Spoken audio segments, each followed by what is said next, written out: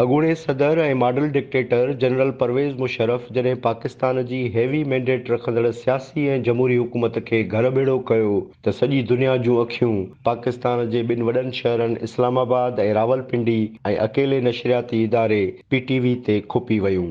सुबुह खां वठी राति ताईं पाकिस्तान में पल पल नयूं कहाणियूं ऐं नवां हादसा ऐं वाक़िया जनम वठी रहिया हुआ। वज़ीर आज़म नवाज़ शरीफ़ जॾहिं जहाज़ में वेही army chief general Pervez Musharraf खे पंहिंजे उहिदे तां हटाइण जा हुकुम जारी कंदे जनरल ज़ियाउद्दीन खे नओं आर्मी चीफ मुक़ररु करण जा आर्डर जारी कया त हालतूं इंतिहाई संजीदा ऐं पेचीदा थी वयूं। जनरल परवेज़ मुशर्रफ जा हामी फ़ौजी ऑफिसर 111 ब्रिगेड जी कमांड में मुल्क जे अहम तरीन ऑफिसुनि खे पंहिंजे कंट्रोल में वठण लाइ निकिरी पिया। उन ब्रिगेड जा कुझु फ़ौजी ऑफिसर पाकिस्तान टेलीविज़न इस्लामाबाद पहुता, जिन जो मक़सदु PTV खे पंहिंजे कंट्रोल में वठण ऐं परवेज़ मुशर्रफ खे बरतरफ़ करण वारनि ख़बरुनि खे रोकणो हो।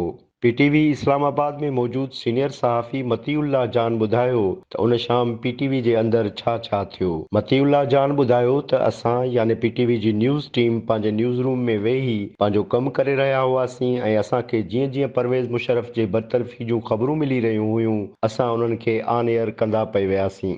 थोड़ी देर में हिकु फ़ौजी ऑफिसर जंहिंजो नालो मेजर निसार हो वर्दी में मलबूस मशीन गन खणी पंहिंजे ॿिनि साथी सिपाहियुनि सां गॾु न्यूज़ रूम में दाख़िल थियो।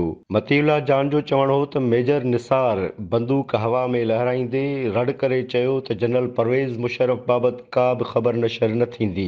MI clear are not. Major Nisar जी रड़ ॿुधी news incharge SM Bhatt bulletin मां न्यूज़ कढी हवा में फड़काईंदे चयो त असां ख़बर कढी छॾी आहे साहब। जंहिंखां पोइ हू कंट्रोल रूम में हलियो वियो।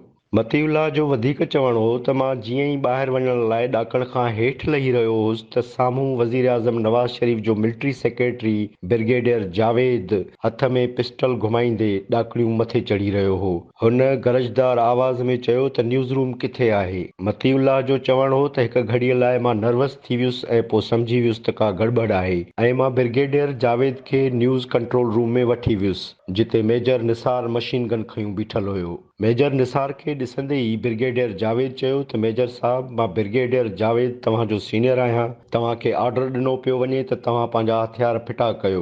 मेजर निसार माज़रत कंदे चयो त ब्रिगेडियर साहब मां तव्हांजी कमांड में कमु नथो कयां। मां 111 ब्रिगेड खां वायरलेस ते कमांड वठी रहियो आहियां। एतिरे में ब्रिगेडियर जावेद पंहिंजो पिस्टोल मेजर निसार जे लोंदड़ीअ ते रखियो ऐं मेजर निसार पंहिंजी मशीन गन जी नाली ब्रिगेडियर जावेद जे पेट ते लॻाई। सीनियर सहाफ़ी मतीउल्लाह चयो त असां सभु घबराइजी वियासीं ऐं सभु ॿिन्ही फ़ौजी ऑफिसरनि खे सम्झाइण लॻासीं त हू ईअं न कनि। एतिरे में ॿाहिरि बीठल ब्रिगेडियर सां गॾु आयल गार्ड्स हाजी सिद्दीक़ ऐं ॿिया मथे आया ऐं पोज़ीशन संभाले वरिती। पोज़ीशन संभालण खां पोइ गार्ड्स मेजर निसार ऐं बाक़ी फ़ौजी जवाननि खां हथियार वठी ब्रिगेडियर जावेद जे हुकुमनि तहत मेजर निसार खे इंजीनियर जे कमरे में जॾहिं त सिपाहियुनि खे मॉर्निंग शो जे स्टूडियो में बंदि करे छॾियो ऐं ॿीहर जनरल परवेज़ मुशर्रफ जे बरतरफ़ी जूं ख़बरूं हलण शुरू थी वयूं।